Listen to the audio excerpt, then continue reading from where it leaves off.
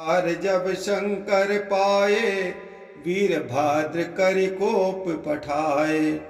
यह विद्वांस जाय तिन कीन्हा सकल सोरन विधिवत फल दीना।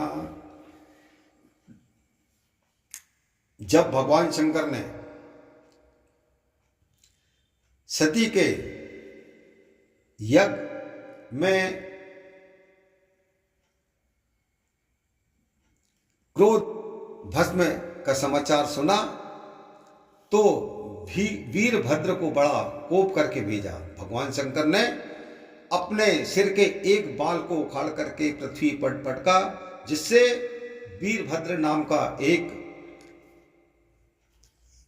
वीर प्रकट होते हैं और उस वीरभद्र को भगवान शंकर ने उस यज्ञ में पहुंचाया।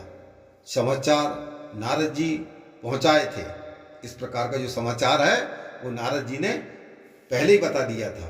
वीरभद्र ने जाकर के यज्ञ को पूर्ण रूप से विध्वंस कर दिया और सब देवताओं को विधिवत फल, जो जिस प्रकार का देव था वहां पे इकट्ठे हुए थे, उन सबको विधिवत अपने अपने हिसाब से फल उस वीरभद्र नाम के वीर ने सबको दिया। भई जग विदित दक्ष गति सोई, जैसे कछु शंभु विमुख की होई। यह इतिहास सकल जग जाना, ताते मैं संक्षेप बखाना। भगवान शंकर और पार्वती जी के बीच की कथा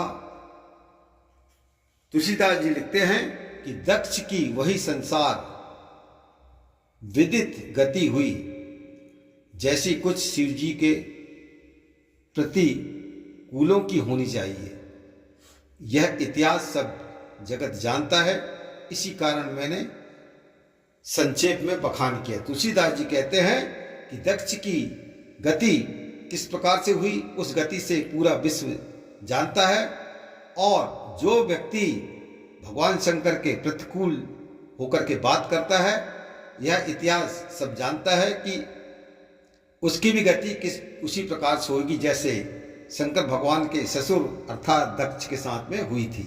इस कारण तुलसीदास जी बोलते हैं कि इस प्रसंग को मैंने संक्षेप में बखान करके किया।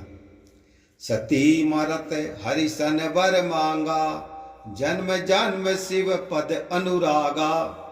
यही कारण हिमी गिरि ग्रह जाई, जन्मी पार्वती तनु पाई। अब सती जी के मरण के बाद अगले कथा तुलसीदास जी लिखते हैं कि सती मरत हरि सन वर मांगा।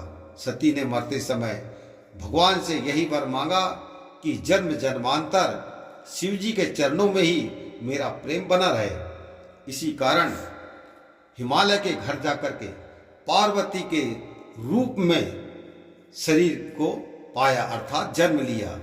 और यही कारण कहने का यह आशय हुआ कि जो योग अग्नि से जलता है ना, वह जन्म नहीं पाता, लेकिन सती ने पूर्व में ही भगवान शंकर से इस वर को मांग लिया था।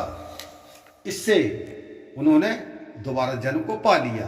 दूसरा आशय यह है कि योग अग्नि द्वारा जली है शीतलता को प्राप्त होने के निमित्त हिमगिरी की पूर्ति हुई। अर्थात इसका मतलब ये हुआ कि योग अग्नि से जला हुआ व्यक्ति या सती जी जिसके शरीर में अग्नि की दाह हो रही है, तो उसको किस चीज की प्राप्ति चाहिए? शीतलता की। इसलिए उस सती ने जाकर के कहाँ पे?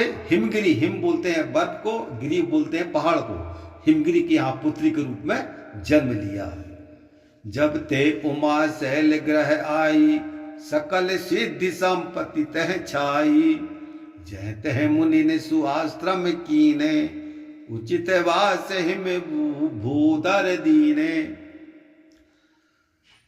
तुलसीदास जी लिखते हैं कि जब से पार्वती हिमालय के घर आई, तब से वहां समस्त रिद्धि सिद्धि संपत्ति छा गई। क्योंकि जो हिमालय के यहाँ पे पार्वती जी ने जन्म लिया, वह कोई साधारण पुत्री के रूप में नहीं थी, वो समस्त ब्रह्मांड की एक माया जो है, जिसको सती या पार्वती या दुर्गा या लक्ष्मी या सरस्वती बोला जाए, वो सब एक ही हैं। अपने अपने समय पर उन्होंने अलग अलग रूप धारण करके इस भूमंडल पे अपना कर्तव्य किया है। तो पार्वती जो है हिमालय के घर आई है, तब से उस स्थान पे सकल संपदा छा जाती है। जहाँ जहाँ मुनियों ने अच्छे आश्रम बनाए थे, हिमालय ने अच्छे अच्छे स्थान उन महात्माओं को निवास के लिए दिया। सदा सुमन फल सहित सब द्रुम नव नाना जाति, प्रगटे सुंदर शैल पर मणि आकर बहुभाति, लखन सिया रामचंद्र की जय। और नाना प्रकार के वृक्ष फूल फल सहित सब हो गए, क्योंकि जहाँ पार्वती जी का जन्म हुआ हो, वहाँ पे बे ऋतु भी सब ऋतु के समान फूल फल वृक्षों पे लग जाते हैं। और बहुत प्रकार से पर्वत पर मणियों की खानी अपने आप पर्वत भी जो है मणि को उगलने अर्थात प्रकट करने लग जाता है। श्यावर रामचंद्र की जय।